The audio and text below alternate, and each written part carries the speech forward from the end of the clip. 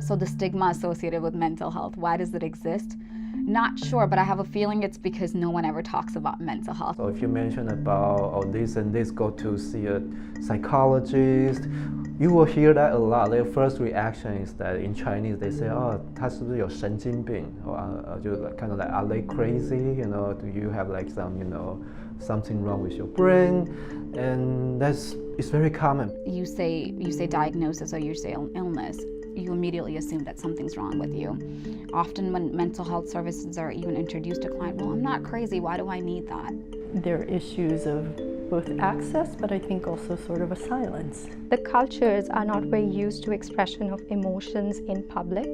So there is a stigma that you shouldn't show love in public, you shouldn't show aggression in public, frustration in public. It's kind of like you are not supposed to do that, it's quite dirty, So it says a lot about a lot of stereotypes that this community still has. There is an idea in psychotherapy that individual is more important than the collective.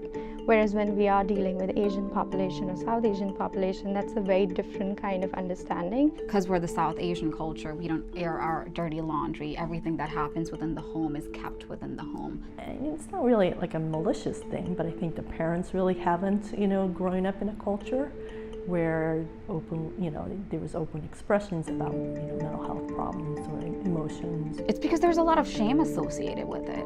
And usually when shame is associated with something, it's because there's secrecy behind it, like no one likes to talk about it. There's also another layer of like westernization, or the idea that this is a Western concept and this does not exist in, our country. There's a cultural barrier, there's a familial barrier, there's a language barrier, there's an immigration barrier, there's an emotional barrier. When we talk about Asian community, it's such a big umbrella.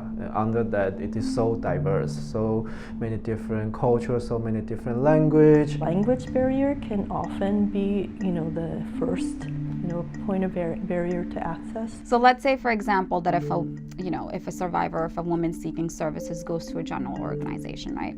At the Justice Center, she might, encounter someone who's Caucasian. For her to really receive the, support and services there, she's going to have to communicate with that person in English. Now, let's say if she doesn't speak English, right? So they're going to have to get an interpreter on the phone. A lot of that gets lost in translation.